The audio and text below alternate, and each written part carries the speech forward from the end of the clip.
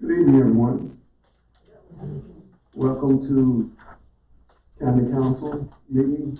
I'd like to call the County Council meeting for today.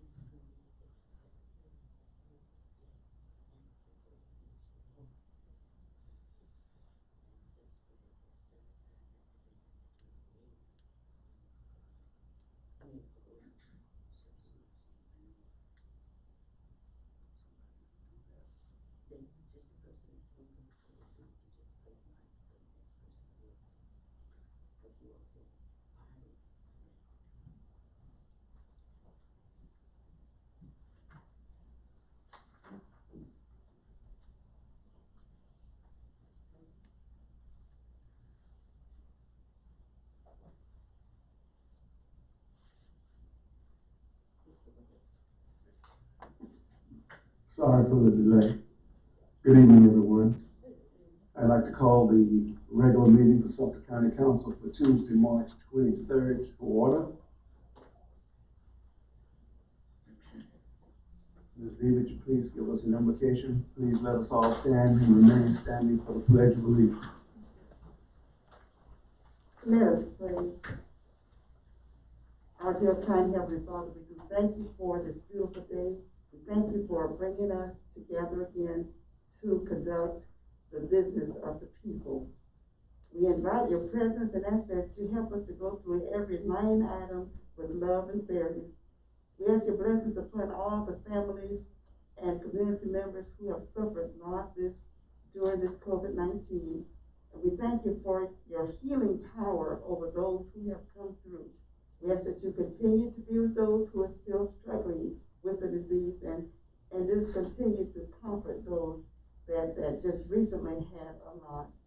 As we go through our agenda items, give us the ability to have wisdom, understanding, and clarity of mind to make better decisions that are pleasing in your sight. These and all blessings we thank and ask in your name. Amen. Amen. I pledge allegiance to the flag of the United States of America and to the republic for which it stands, one nation, under God, indivisible, with liberty and justice for all. Ms. B, are there any changes to the agenda? No, sir. Move for approval. Second. Been moved and properly seconded that we approve the agenda. Any discussion? Hearing none, all in favor of approving the agenda, say aye. Aye. All opposed? Have a motion to approve the minutes for our meeting for Tuesday, March the 9th. So moved. Second. It's been moved and properly seconded that we approve the minutes for our meeting on Tuesday, March the 9th. Any discussion? Hearing none, all in favor of approving our minutes? Aye. All opposed? Item number 6 is land use matters. I will say prior to Ms. Rubin coming up, we've got 5 public hearings tonight. I would ask that anyone that is wishing to speak on any of the public hearings, Mrs. Blanding has left some spray. Please spray the mic prior to your leaving. Once you speak, spray the mic so that the next person will be safe. And please spray it away from the computer. I thought you'd like that. Okay, Ms. Rubin.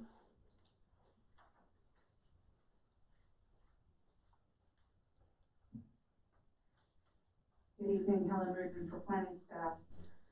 Our first request is RZ 2001 at 1335 Camden Highway. We actually have two applicants, Renato C. Delbini and Jay Davis, representing two separate property owners as authorized agents. The initial request is to rezone 6.4 acres of land from residential 9 to general commercial in proximity of Camden Highway, Jefferson Highway, and Herman Street.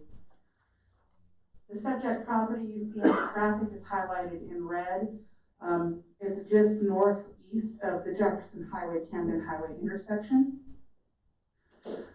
Most of the property is predominantly wooded. The two pieces to the north that are the smaller parcels you see residential structures on. This request is actually coming in part because there's a desire for the prospective purchaser of this property to convert those residential dwellings into a real estate sales office. Currently, the zoning designation, which is R9, prohibits that type of commercial development. The reason that the property between it and the development to the south has been included in this request is so that it can be contiguous to an existing general commercial tract. At this time, there is no plan for development on the larger piece of property. It has simply been included in this request between the two applicants so that the ultimate smaller parcels can be contiguous to general commercial zoning. As I said, 6.4 acres, we've got a 0.53 acre piece, which is where the real estate sales office would be proposed to be at. And then you've got a larger 5.84 acre piece where you've got one piece fronting on Camden Highway and another piece on an undeveloped portion of Herman Street.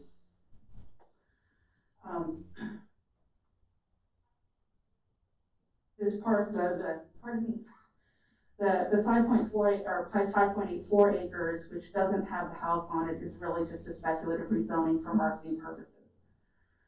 Under the 2040 land use plan, this is in the suburban development planning area where we scrutinize and manage existing development patterns to foster intentional mixes of commercial and residential development and identify new areas that are suitable for commercial development. We say that neighborhood retail, small-scale retail, and commercial opportunities are encouraged in these areas. And new development in suburban development planning area is expected to have appropriate design and aesthetics so that it's compatible with the existing area. Here's some photos of the site. The photograph that you see on the left side of the screen is from the corner of Camden Highway and an unbuilt portion of Herman Street. The photo on the right is from Jefferson Road facing to the west. This is the location of the unbuilt area of Herman Street, which really kind of looks like a driveway to get into the piece that the 0.5 acre piece that's going to be converted to a residential or retail, a real estate office if it is successfully rezoned.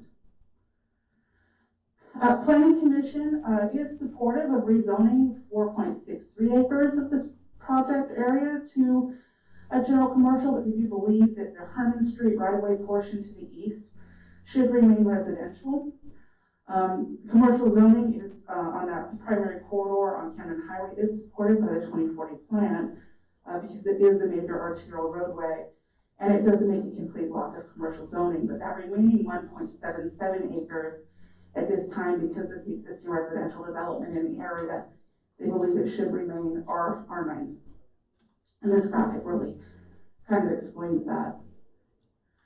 At the last meeting, it came up as to whether or not the applicant was in agreement with this. I did speak with Mr. Davis this morning. He is in agreement with the recommendation of keeping that piece on the east side of Herman Street as R9. I'm happy to answer any questions you may have. Any questions of Ms. Rubin? Okay.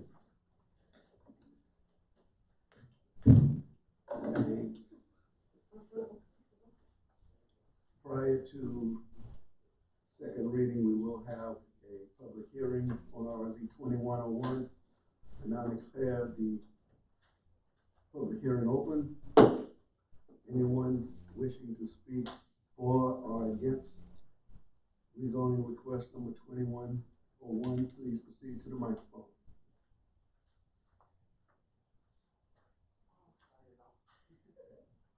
Please state your name for the record, ma'am. My name is Carol Russell, and I reside at 1870 Jefferson Road, almost right across the street from where Herman Street is. And as a resident of Jefferson Road at that location, I would definitely agree that the 1.77 acres does not need to be developed.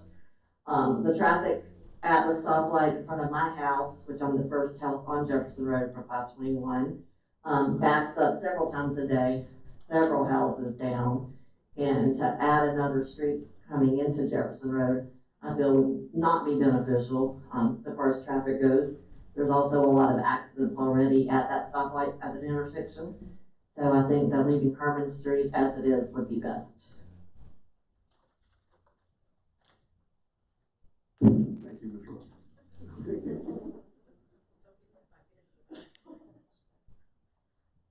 Anyone else? Anyone else? Seeing none? Public hearing is closed. Mr. Chair, make a motion that we approve second reading. Second. It's been moved and properly seconded that we approve second reading for RZ 2101. That's the 4.6 acres, correct? Yes. 4.6. Okay. And not the, 1.7. Right. Well, I should have said approve the commission's recommendation. Okay. Thank you. Sure. Any discussion? All in favor of second reading for RZ 2101, please say aye. Aye. All opposed? Hearing none, second reading for RZ 2101 is approved. RZ 2102, Ms. Ruth.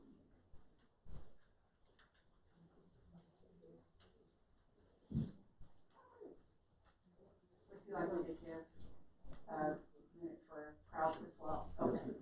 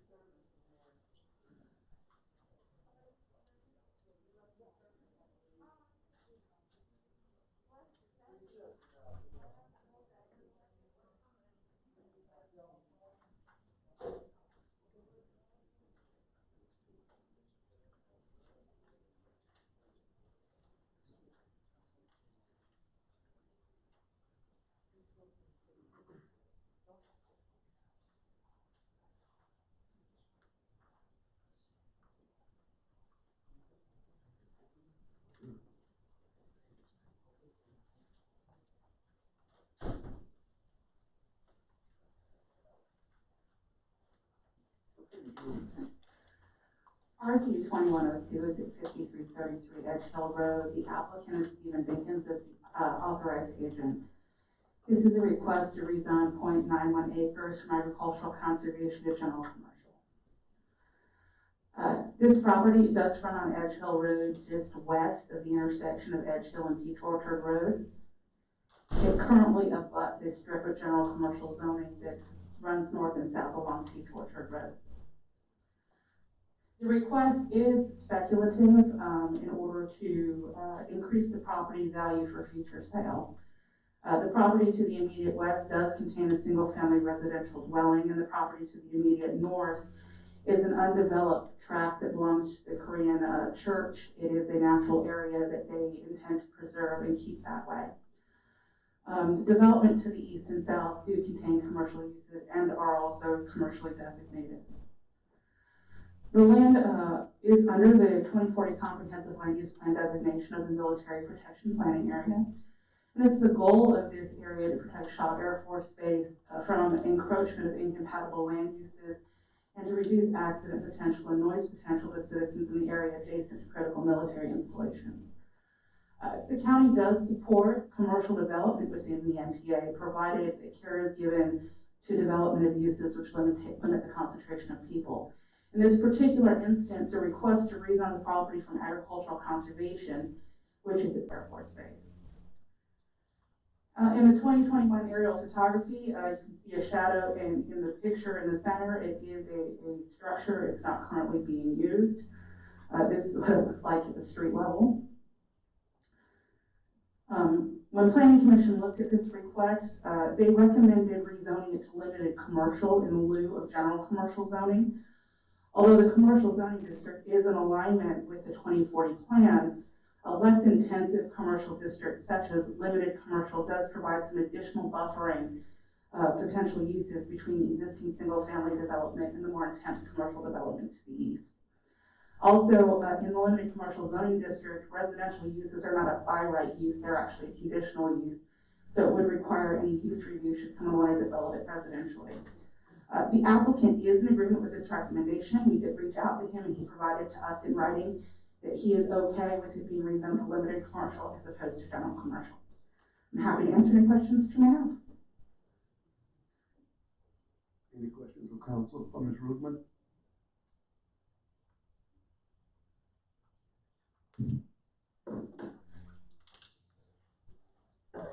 Now I declare the public hearing for RZ 2102 to be open.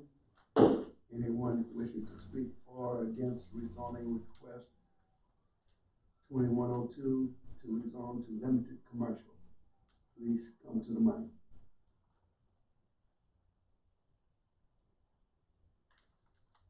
Seeing none, public hearing is closed. Vote for approval. Second.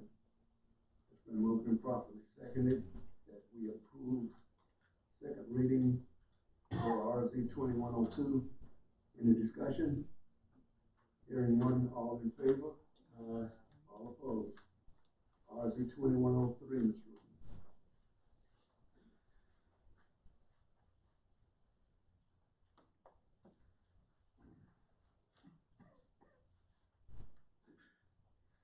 Now we'll move to the east side of the county. RZ 2103 is at 419 North Pike East. The applicants are Renee and John Bittner as authorized agents. This is a request to rezone 2.57 acres from general commercial to light industrial warehouse. It is on North Pike East, almost kind of across 76 from some residential development that's on the other side of Pike, but the development on this side of the road is predominantly industrial and commercial in nature. It is currently zoned general commercial, but it abuts light industrial warehouse immediately to the east. And this rezoning is actually in order to facilitate the sale of the property to a light industrial user that will be using it for some retail purposes, but a bulk of their business is light industrial and warehousing in nature. Historically, this site was used as a light industrial use. However, the structure has been vacant for a significant number of years, which means that any grandfathering in the use has expired. The existing building on the property was actually designed for that light industrial user, with a bulk of the building being warehouse space. When we look at rezonings, we generally look at the land use plan as guidance for whether it's appropriate or not. In this case, the property is influenced by both the suburban development planning area as well as the conservation planning area. The conservation planning area generally is not supportive of rezoning to an industrial or intense use because more often than not, it's applied to areas that are not developed already. The reason that this is in the conservation planning area is because it has floodplain on it. And with that presence of floodplain, we automatically created conservation planning areas in those areas during the planning process. But this site's already developed, so the impacts of any development on the property have already been felt and have already been met. For that purpose, we do, in the conservation planning area, support these types of uses when they are on primary corridors such as Pike, adjacent to the 76 corridor. As I said, previously developed, you can see that in the aerial photography. You've got a fairly large storage building, not storage building, but warehouse building with small office space up front with an area of pavement. This is what it looks like at the street scale. Planning Commission does recommend approval of this request. It is adjacent to light industrial warehouse and it's on a primary transportation corridor. I'm happy to answer any questions that you may have. Any questions of Ms. Rubin? Thank you, Ms. Rubin. And now I'll declare the public hearing for RZ 2103 be open. Anyone wishing to speak for or against rezoning request 2103, please proceed to the mic and state your name for the record, please. My name is Wendy Miller. I am adjacent to the property, and it is currently light industrial, which I am asking, I've already applied to have it agricultural. I'm not opposed to them having this building. I'd rather see them used to it, but I do own the 120 acres behind it. As long as it's not being something that, it's gonna be a lot of noise or something like that, but I'm not opposed to it as far as being light industrial. I am light industrial now, so, but. Thank you, Ms. Miller. You're welcome.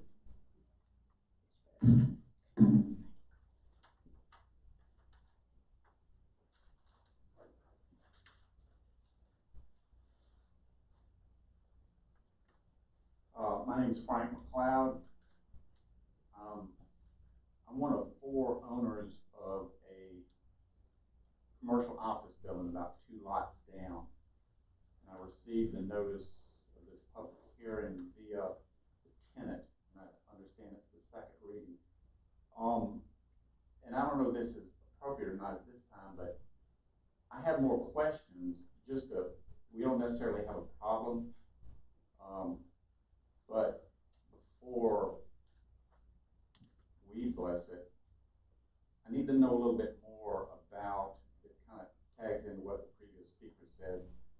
Is there any way that I can get some information today to pass along to my other owners? When you say light industrial, we're trying to get an idea because we have professional people coming into this office building. Is it going to be loud? Is it going to be a lot of trucks? The item just said an industrial machine business. The machine business means there's going to be noise pollution, effluent, big trucks. So we're trying to get an idea because we're Monday through Friday business, trying to get a pulse of exactly what's going on. So is there a way that I can get some input today, or so that I can go back to my other owners, get their approval? I'm not trying to hold up the process, but I was wondering if I could get some input and table this at least until I can get their feedback, and then it could be as early as next week.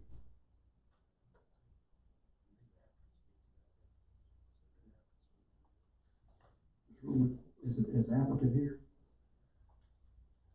He can probably speak to that in a minute. The applicant's here. Okay. Do they want to speak? Spray it up. That's good.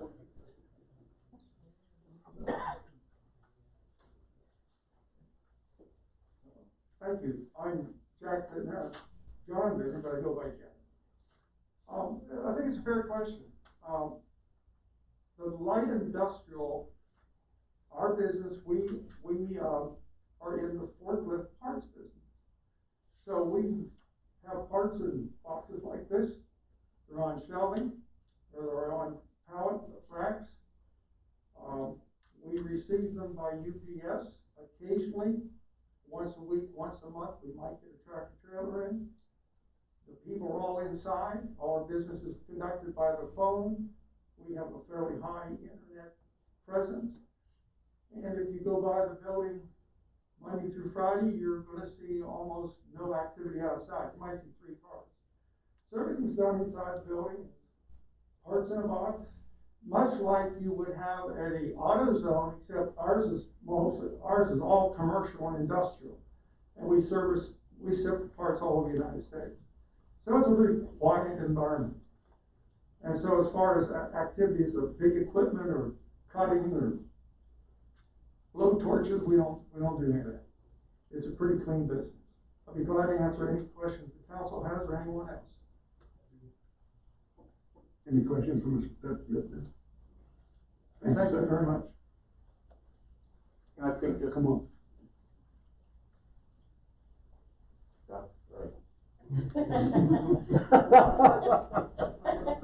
Just going by the rules. Oh, I didn't spread it. If that's the case, I have a good comfort level. What we were worried about is that there was going to be actually retooling, manufacturing. But if this, from what I understand, and correct me if I'm wrong, but if this facility is to be used mostly for a warehouse that materials are coming in and shipped out, as opposed to actual manufacturing, is that correct? That's correct. Then we have no problems. I'm just going to speak for the group to move this along. Thank you. Thank you, Mr. McLeod. Thanks for doing it twice. One for me, one for you. Okay, anyone else wishing to speak? Public hearing is closed. Move to approve. Second. It's been moved and properly seconded that we approve second reading for RZ 2103. Any discussion? All in favor? All opposed? Ordinance Amendment 2102. Sure.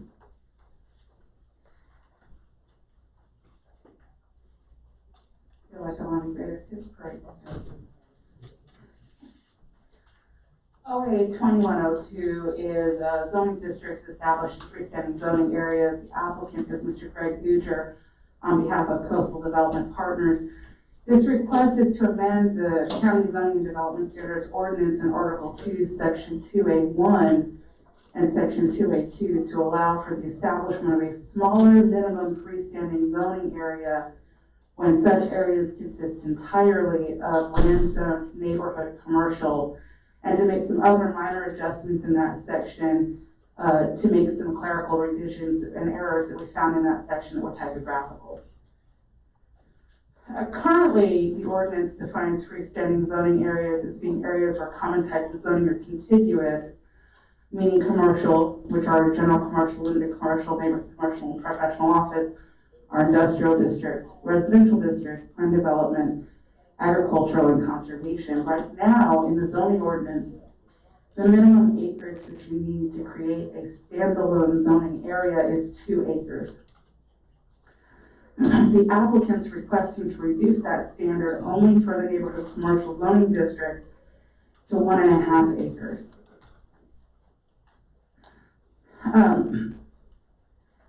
Requirements for freestanding zoning areas to be at least 2 acres in size is a common provision across many zoning ordinances in South Carolina, and this is to protect against the claim of spot zoning. Spot zoning is defined by the South Carolina Supreme Court as a process of singling out a small parcel of land for a use classified totally different from that of the surrounding area, and for the benefit of the owners and to the detriment of other owners. South Carolina Planning and Enabling Law does not require any minimum size requirement for a freestanding zoning area. And the Municipal Association of South Carolina, also known as MASC, suggests that small areas may be rezoned provided that the action is not arbitrary or unreasonable. It is important for any change in zoning to be generally consistent with the locally adopted comprehensive plan.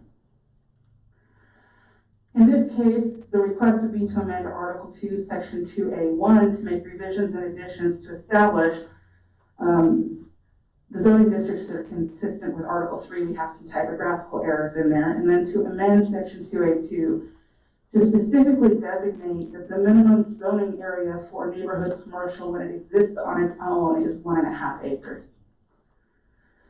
The Planning Commission is recommending approval of this request. It would only be applicable to neighborhood commercial districts, which are intended to meet the commercial needs and service needs of nearby residential development. This is especially important in our more rural areas of the community that are almost completely rezoned agricultural, because neighborhood commercial does allow development that supports those areas, and it has uses that the AC zoning district doesn't necessarily permit, but does support agricultural residential development. This amendment would also remove a barrier to the neighborhood supporting commercial use areas that we have designated in our 2040 comprehensive plan, and it would correct minor inconsistencies in that section of Article 2. I'm happy to answer any questions that you may have. We do have Mr. Goodger here to speak on behalf of the request. Any questions for Ms. Rubin?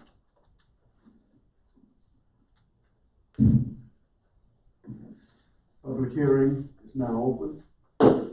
Anyone wishing to speak for or against ordinance amendment 2102, please proceed to the podium. Please state your name for the record. My name is Greg Goodger. I'm with Coastal Development Partners. We've developed multiple parcels in Sumter County over the last 5 years, many of them being in your rural and agricultural areas. What we've found is that we're suggesting this not only for what we try to do in your county, but also for the good of other development in your county, that by changing this rule just for neighborhood commercial, it makes it that neighborhood commercial is kind of a step-up zoning, that something in your agricultural areas, a small development that would benefit the community around there does not have to be 2 acres in size. If you want to do something that's more intense and need general commercial zoning, well then you'd have to have 2 acres. But the way to get around this right now in your current ordinances is to try to buy more land that you need, or to get a neighbor to go in with you when they have no plan or use for the commercial neighborhood commercial zoning, but they think it'll increase their property value, and then you have more land zoned neighborhood commercial when there wasn't really a plan for it. So we believe that lowering that to 1.5 acres would make more organized planning for the rural areas of Sumter, and just makes sense in this application. I'm more than happy to answer any questions. Any questions for Mr. Goodger? Thank you, sir. The squirt bottle makes it nice that you know people are done. Anyone else wishing to speak? Public hearing is now closed. Move for approval. Second. It's been moved and properly seconded that we approve ordinance amendment 2102. Any discussion? Hearing none, all in favor? All opposed? Ordinance amendment 2101. Ms. Rubin. We're getting our money worth out of you tonight, Ms. Rubin. You gotta do it about once a year.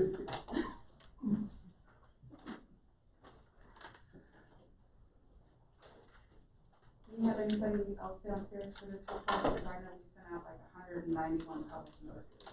I believe everyone's in from that. Okay. All right, cool.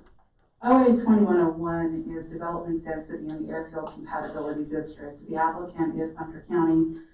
This is to amend the zoning and development standards ordinance in Article 3, Section R, the airfield compatibility district, to create an additional district within the ACD, as well as to implement some additional development standards that result in a dispersed pattern of development within that newly created district.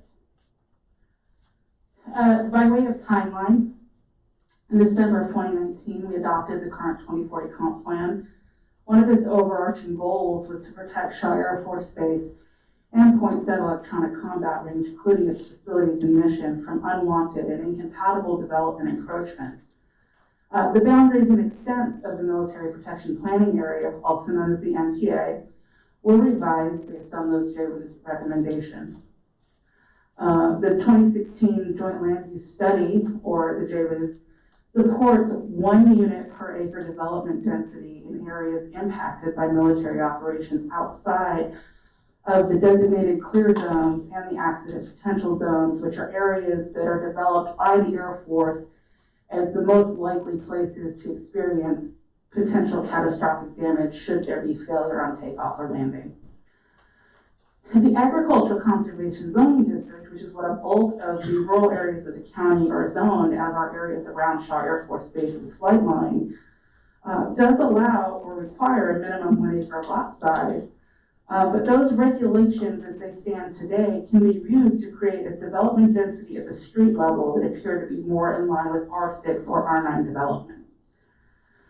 Just as an example, I took and did this to scale.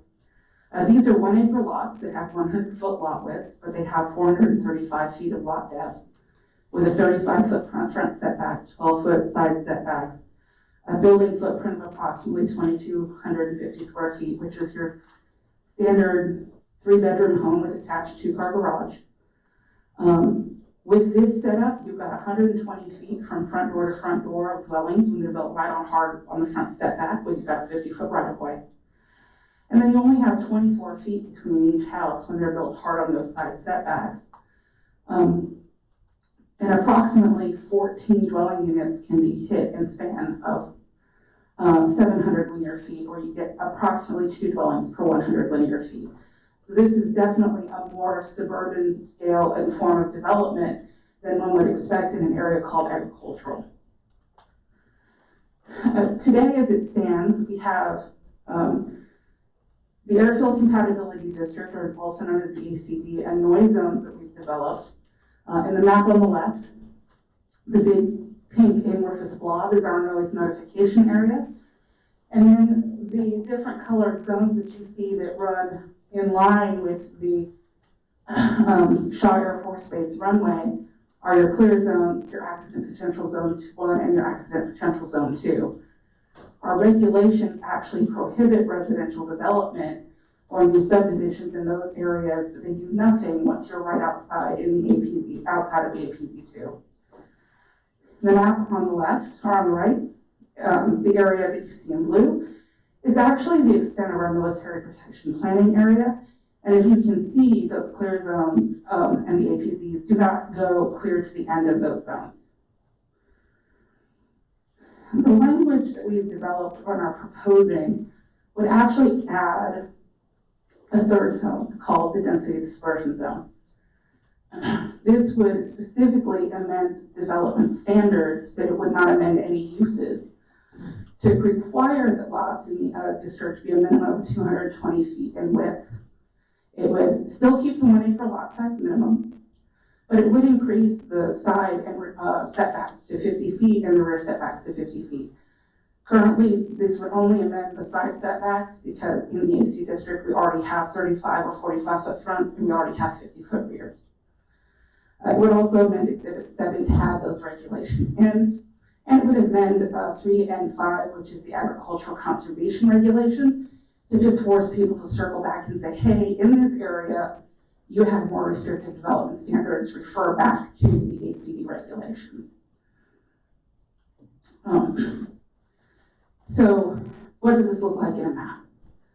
Fundamentally, what you see of the picture on the left, you add an additional 4th zone, which would be the density dispersion zone, and this extends to the ends of the military protection planning area. It does impact approximately 228 properties of 191 property owners. And with the proposed development standards, when you're looking at residential development, the form essentially does what you see here at scale,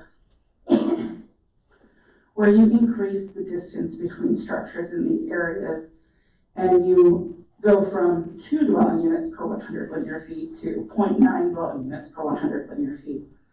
So you still get the 1 unit per acre, but it is definitely a more dispersed pattern. Planning Commission does recommend approval of this request. We do believe that it is appropriate to designate a locally designated airfield compatibility district that addresses density in the immediate vicinity of the extended runway centerline. We do believe that adoption of more stringent regulatory standards within the area immediately adjacent to the APZ2 does ensure a dispersed pattern of development and a true 1 unit per acre development. Additionally, it does further the community's stated objectives of protecting Shaw Air Force Base and its facilities, its emissions from unwanted encroachment. One thing that I did forget to mention is that as the regulations are written in the proposal, this would only apply to lots that are created after final reading of this ordinance amendment.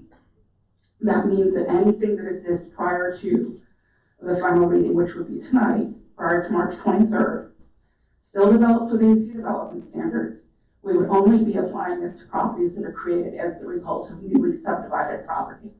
I'm happy to answer any questions that you may have. Any questions on approval? Thank you, ma'am. Public hearing for OA 2101 is now open. Move for approval. No, public hearing. Oh, we got a public hearing? Yeah. Oh, I'm sorry. Anyone wishing to speak, please proceed to the mic and state your name for the record. Can we get a copy of the, information she just verbally presented? Yes.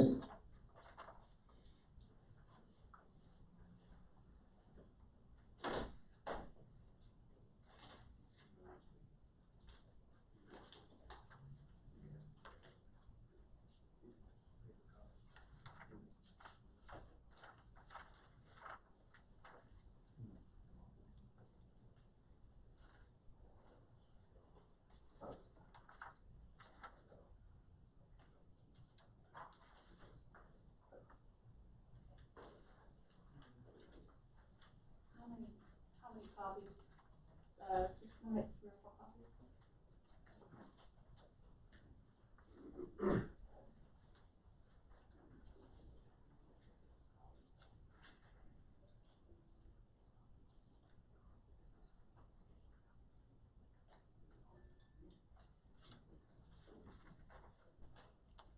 Anyone else willing to speak? Want to speak? I have a question, sir. Please state your name for the record. Yes, sir. My name is Angela Tristan, and I did receive, the documentation, but I'm still unclear. With the addition of the district, is it gonna change, like, flight patterns or anything like that? It's just any new, okay, I'm good. Okay. I'm good. Thank you, Mr. And then also, like, I own 3 lots. One of my lots is a lot smaller. It's not gonna, the lot currently exists? Yes. Okay. You good? Tonight?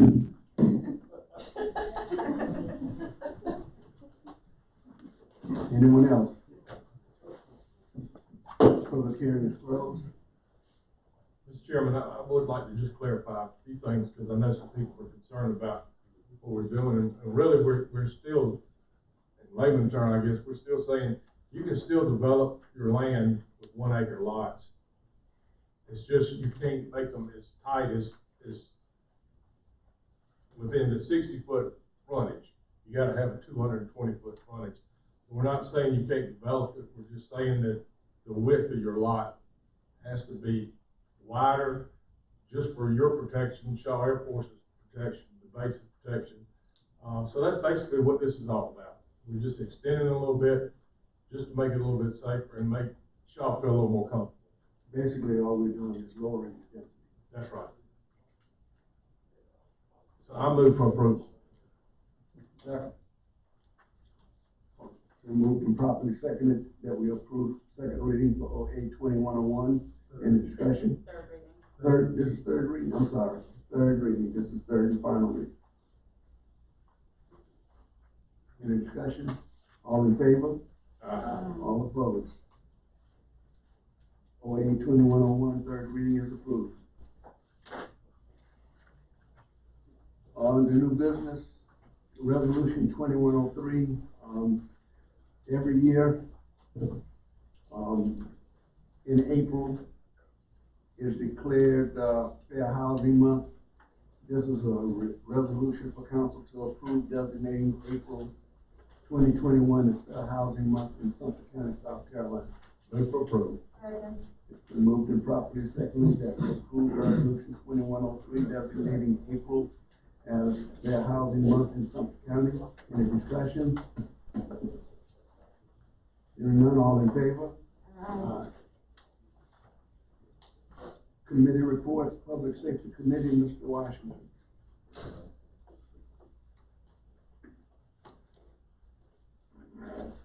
Thank you, Mr. Chairman.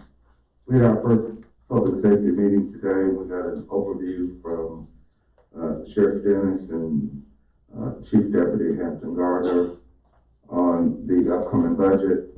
We also reviewed emergency management components of their budget, which we will further discuss in detail.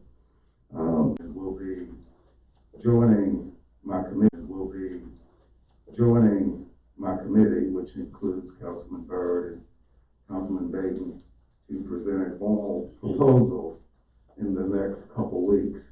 As I mentioned to council earlier, I'll be traveling to Greenville on Thursday to review a litter truck. It's a truck that actually has a vacuum on it. It goes down the side of the road and it sucks up the trash from the road. That, in addition to some crews and some other things that we can put in place. There are about 3 or 4 moving parts. I think we may be able to get a handle on the litter issue, in addition to some of the community groups that are also working on it as well. Mr. Chairman, that concludes my report. Thank you. Thank you, Mr. Washington. Have a report from any council members on other meetings, trainings, or conferences. Mr. Chairman, I'd like to comment on the ongoing crisis of COVID-19 in Sumter County.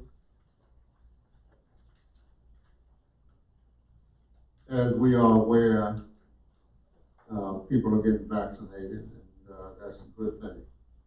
But we're not out of the woods yet. As a result, there are changes that are being continued and changes that are being made.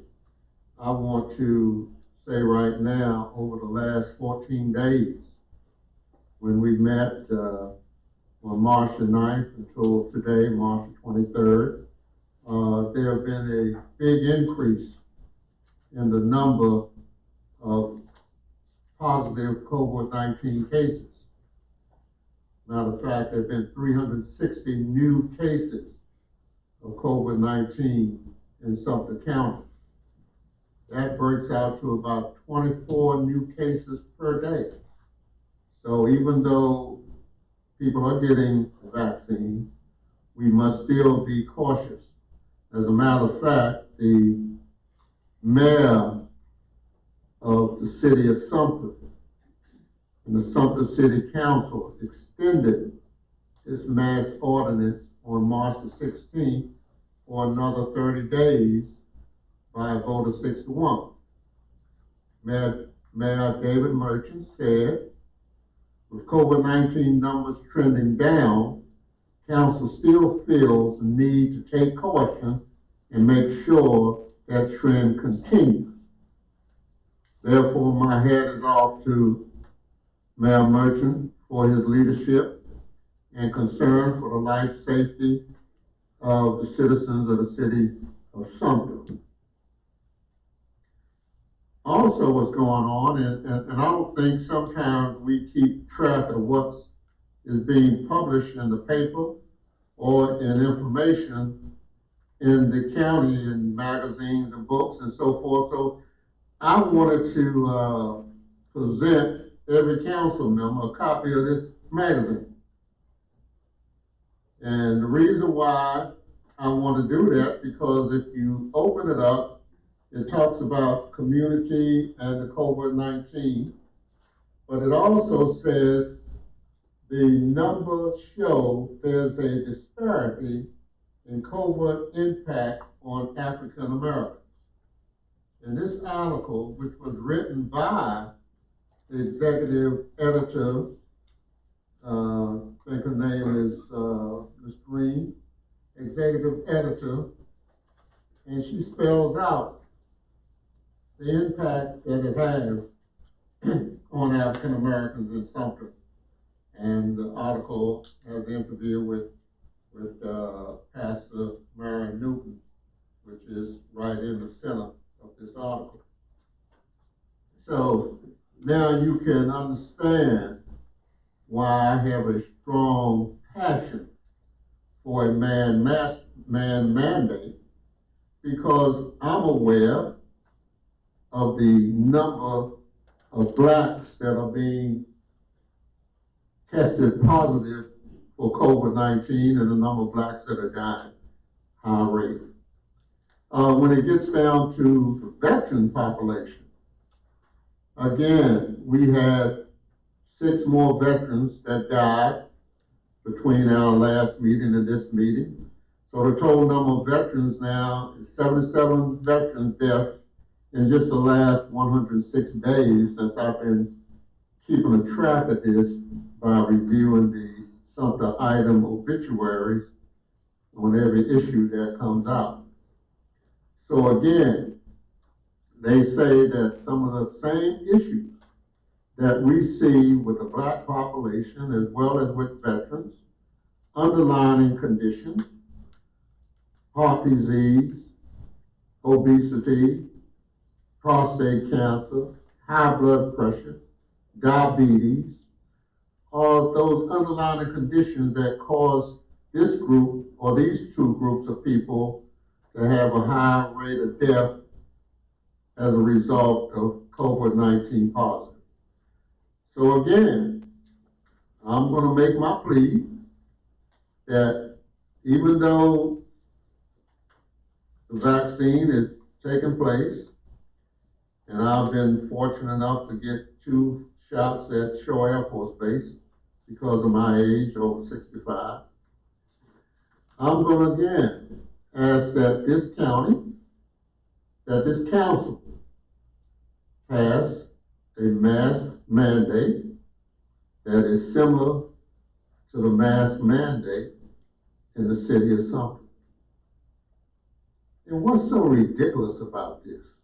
What is really ridiculous about this is that some of us on this council have a large constituent population that lives in the city limits that are covered by the mask mandate. But also, in this county, you could live on one side of the street and be in the city, and you walk to the other side of the street and you're in the county. And that happens in one of the areas that I represent around Morris College, as well as the Carswell district. Part of it's in the city, part of it's in the county. But I represent all of the people because it's in the 7th district. But those people that live in the city, they're covered by a mask mandate, but you walk across the street and the people who live in the county are not. That's how ridiculous this is. And that's why I said we should be consistent. If we really care about the number of African American veterans that are dying of COVID-19 in Sumter County, we would have a consistent mask mandate throughout the whole county. Thank you very much. Anyone else, any other council members? Monthly reports, Mrs. Brandon. Yes, sir. In your packet is the Planning Commission and Building Department reports, and I just had up the COVID-19 report. Also in your packet is the Sumter County Sheriff's monthly report, and that's it. Mr. Nixon. Mr. Chair, council members, good evening. We'd just like to remind council that and the public that we are wide open. We are now in full process with our 2021 budget process, and that council will at its next meeting have its first budget workshop. We are in the process now. We have now gathered all the information from the county departments. We are reviewing that information with the department heads, and we will provide that information to council, portions of it over the next over the next month and a half. But our first meeting will be next April the 13th, I believe, at our next council meeting. That's all I have, sir. Thank you. Come down to that portion of the agenda where I will now open it up to public comment. Citizens desiring to speak are limited to no more than 3 minutes. At my discretion, please address all comments to the chairman. Please state your name for the record if you wish to speak. And when you're finished speaking, for the protection of others, please spray the microphone and spray it away from the computer, if you will. I now declare the public comment section open. Anyone wishing to speak to council, please proceed to the microphone.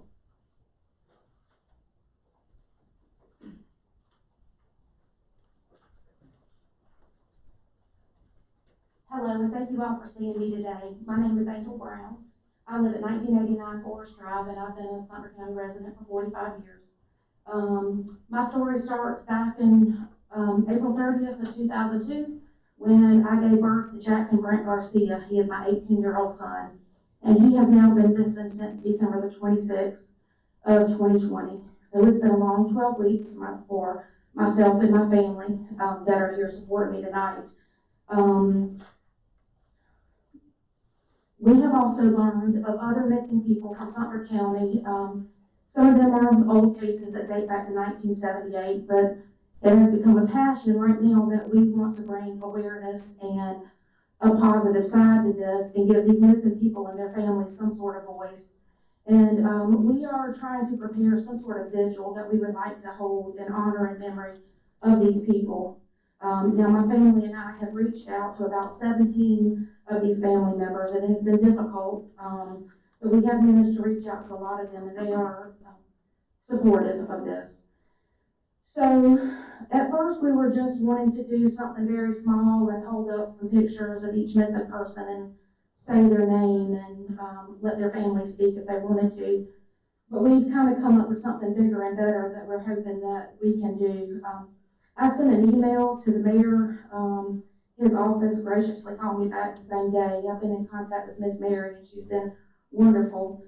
We had the idea that we wanted to erect some sort of light that would come on in the evening as a shining light for these people. Now, we had initially thought about putting it on the courthouse grounds, and if that's not allowed, we are open to other suggestions of where we could put this.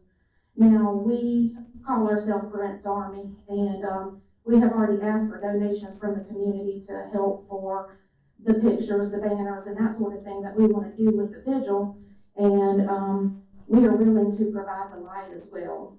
Now, as far as any type of expenses incurred with that, whether it's, I was even thinking about like a solar light, so there is not like electric type bill or anything like that. I did bring a picture, and I just want everybody to see that these people have a face, and I don't want them forgotten, each and every one of them. As most of you probably know, there was a 21st person who went missing on last Wednesday, and unfortunately, she was found deceased today. Her family is not local. Her father's from Florida.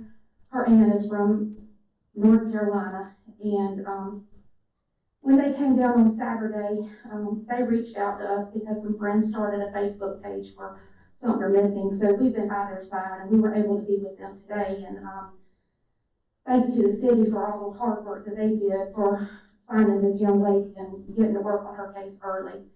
But basically what we're asking for is a light. And like I said, if it can't go on the courthouse grounds, we are open to suggestions as to where we can put it. Wherever we can place it, if that's allowed, is where we'd like to hold the vigil. And we have not come up with a date or a time, just waiting on the steps to see if we can get it approved or not. Thank you, Ms. Brown. Just continue to stay in contact with Ms. Blanding. Okay. And we'll work things out. Thank you all very much. Thank you. Can she give a picture to Ms. Blanding, just so we can see? Absolutely. So I say we're Brent's Army, but that's Naomi's Army, and it's Miss Barbara's Army, and Miss Idez's Army, and Mr. Maxey's Army. And there's a lot of people on there, and at this moment I probably can't think of their names, but I know them all. And we made contact with their family. And like I said, Mr. Maxey Brown went missing in 1978. His family now resides in Louisiana, and we made contact with them.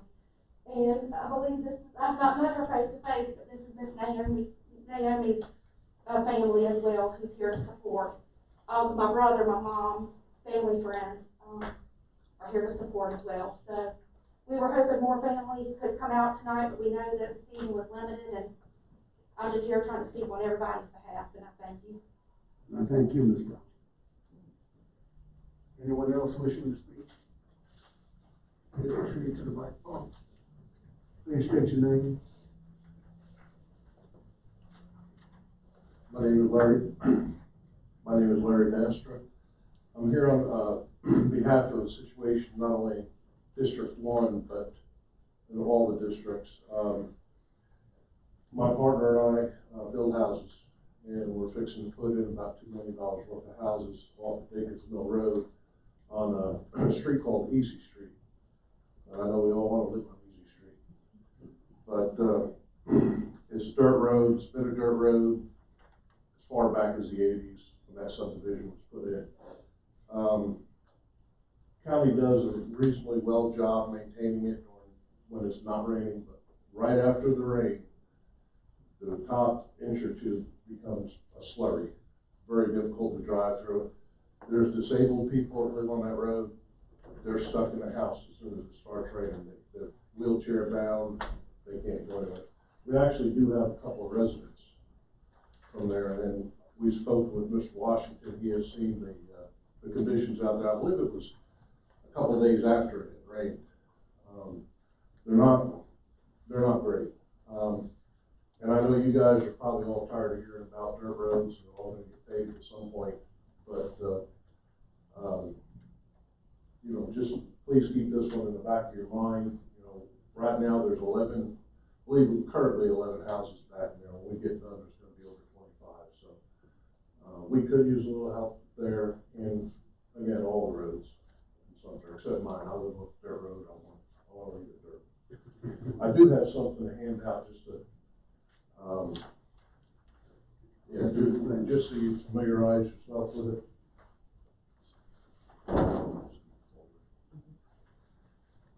And Ms. Brown, I've been following you and your family on Facebook. A lot of us have. We do pray with you every day. Thank you very much. Thank you, sir.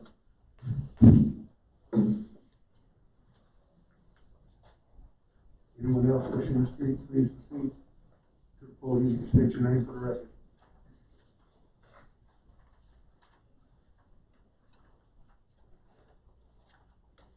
Good afternoon. My name is James Cleveland. I'm living off Dennis Road. I don't know his name, but we was talking about the same thing on Diesel Street, which I've got a property on Pineside Drive. And we have, just like he said, we have about 5 disabled members, people there. And all this rain we had in the last few months is very difficult for someone to get in and out, especially the emergency vehicles. So we would like to get something done about that. Now, I also have this about Dennis Road off of Davis Mill Road and TV Wright Road. My concern about this because we almost had an accident my daughter did. When you come in this curve, you had 2 big potholes there. Well, everybody is aware of it, but when you come in, you meet the car. They're going to try to avoid that pothole, and my daughter almost got hit, and she almost swiped the mailbox.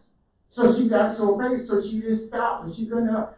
Now, we have a lot of potholes in Dennis Road, a lot of them. They came out back here about a week or so ago, and they patched them. Okay, with all the rain that we had, it just washed them right out. Now, that is a very safety issue that we're concerned about.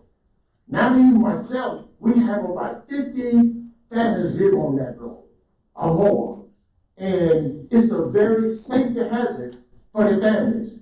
You have people is going in and out. And it's very difficult for people to pass one another, knowing that they know a pothole there. Reflex gonna make them jump automatically, whether a car leaking or not. And this is one of the concerns that we have for Dennis Road. And I really feel like, I hope and pray that y'all really take this in consideration, because we don't want an accident to happen, someone to lose their life before something gets done. And we would like very much for you to take this in consideration. And I just wish you can do that for me and for the families that live on Dennis Road. Amen? I just like you because God is good. And man, once again, my condolences go out to you. I'm a veteran myself. I'm trying to make it myself. Thank you. Anyone else wishing to speak? Mr. Chairman, I'd like to be heard.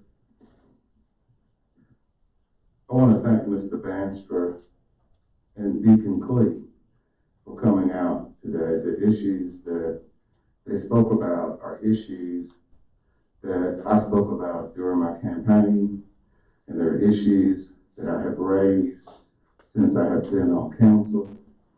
And what I want folks to know is that there are three types of roads: there are county roads, private roads, state roads. The roads with the blue signs, those are private roads. The roads with the green signs, those are county roads. The roads with the green signs and the black markers across, those are state roads.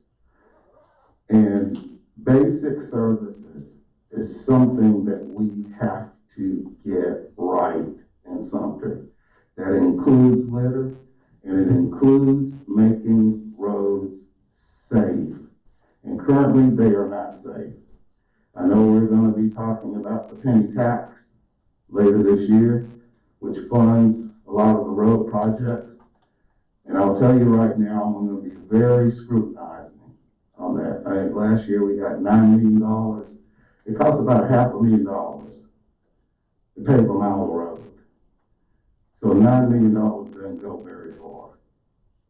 So there's going to be some serious conversation about it. I would encourage all of you to stay engaged and in tune, because we have to get this right to grow Sumter. People aren't going to want to come here. Businesses aren't going to want to come here with litter and torn up roads. And I want to thank Mr. Bandstra, who I've met with and talked to several times. And I want to thank my deacon, Deacon Clee from Mount Pisgah Baptist Church, for coming out and sharing your thoughts tonight. And lastly, I want to thank you for what you're doing. I noticed on the picture format, you had Shelton Sanders on there. His parents live in my district, and many of you remember Magistrate Bill Sanders.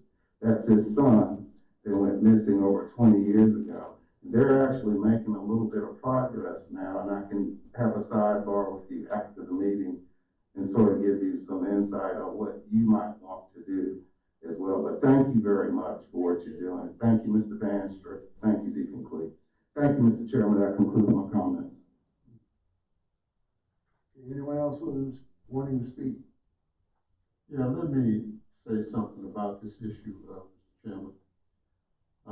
When I came on county council the first time, elected back in 2005, one of the first things I did, along with Council Ada McGaney, the Public Works Director, Mr. Newman, and Rhoda Robinson, who was representing District 1, we took a tour of the county roads. And my comment at that time was that we have some terrible roads in Sumter County. Terrible roads. And we've been trying to do that. We have a lot of citizens who come in, and I mean, they have valid reasons for wanting to get their road repaired.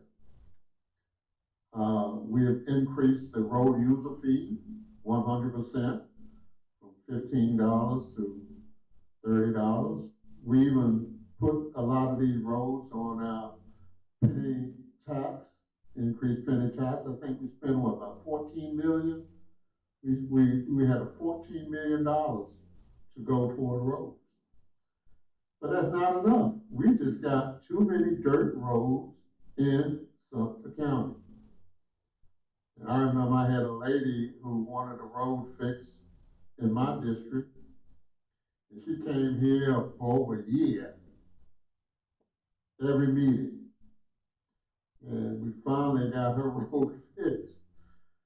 And it takes patience, and you don't have patience, and I understand that. And I don't blame you, because the word I used to always get, we pay taxes too, so we should have that service too. So that's another issue that this body is going to have to address And we're gonna have to come up with ways of how we gonna do more to repair the dirt roads in Sumter County. And if it takes raising taxes, then we're gonna have to discuss that.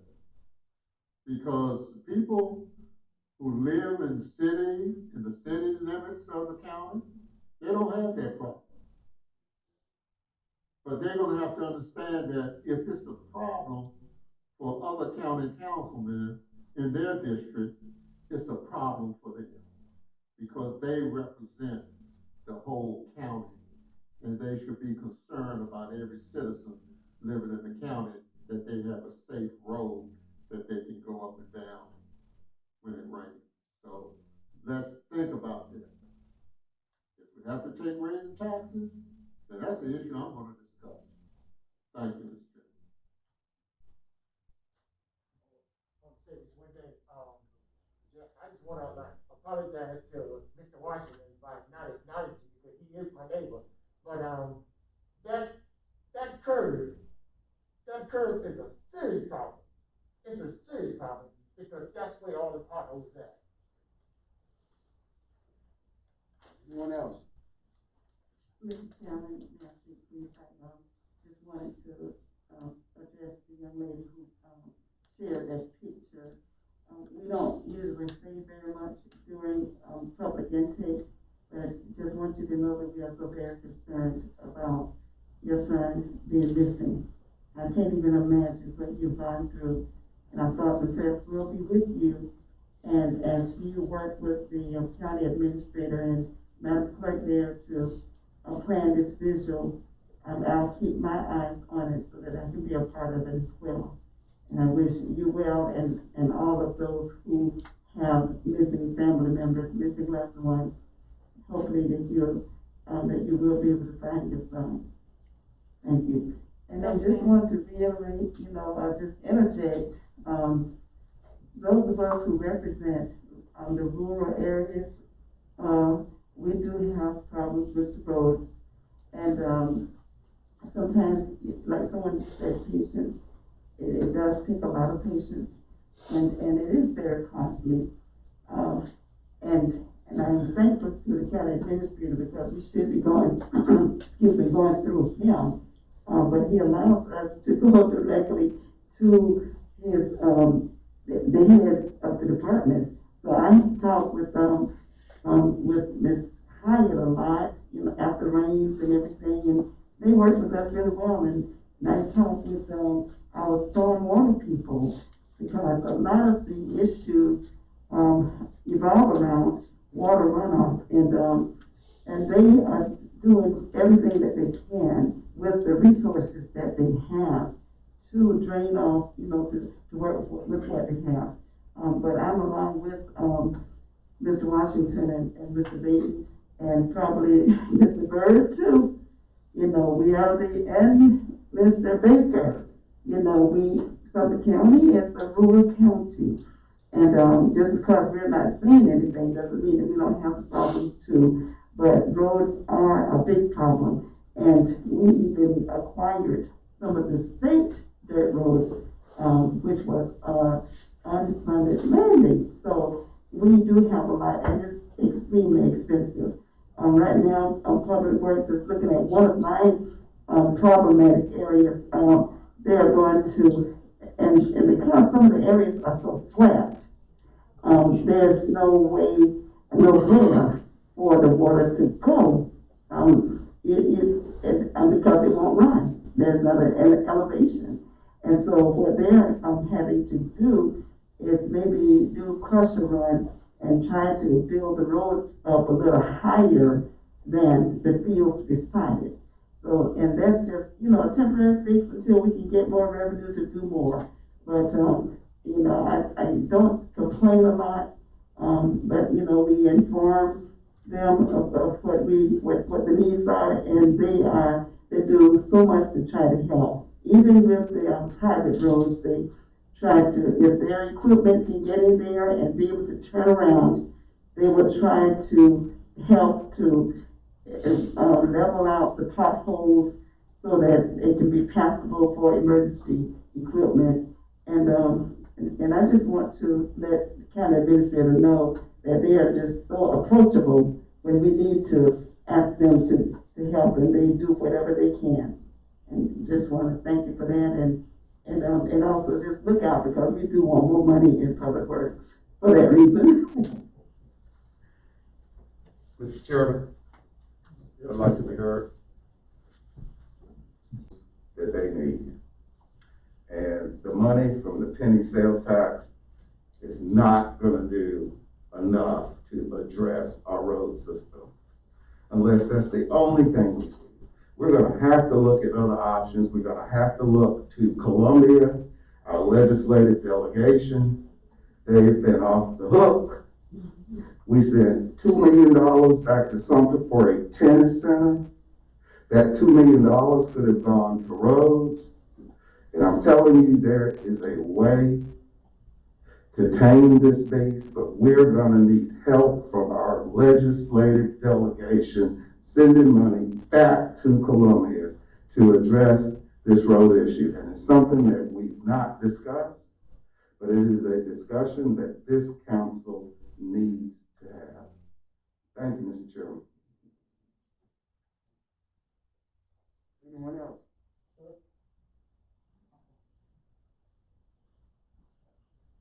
Maybe highly unusual, but y'all got a lot of things to face as a council. You're like a one-eyed cat in a fish market. But we got some hurting people here tonight. And I just want to know if we just all join together in prayer. Amen. Join me in prayer. Father, I can't begin to understand what it must be like to have a lost child. But I know you know what it's like, and you gave your only son that we might have life and have it abundantly. God, tonight we got some people in here hurting. They need easement of that hurt. They need healing. They need time to grieve together, but also to see that this community supports them, whether it goes from law enforcement to the county council, city council, whoever. Lord, we appeal to a higher power than any of us. We appeal to your love and your mercy and your grace. That wherever these children are, no matter how old they are, that you give us some answers. Lord, lead somebody to say something, to do something that's going to help these families out. We pray all these things, Lord, knowing that some of it may end in further grief. But Lord, we cannot lose hope in your willingness and your ability to help your children. So it's in your holy and precious name that we pray and commit to pray continuously until there's not another parent in here worried about their lost child. It's in Christ's name we pray. Amen. Amen. Thank you for that, South Anthony Walker. Thank you. Good way to end the meeting. Make a motion to adjourn.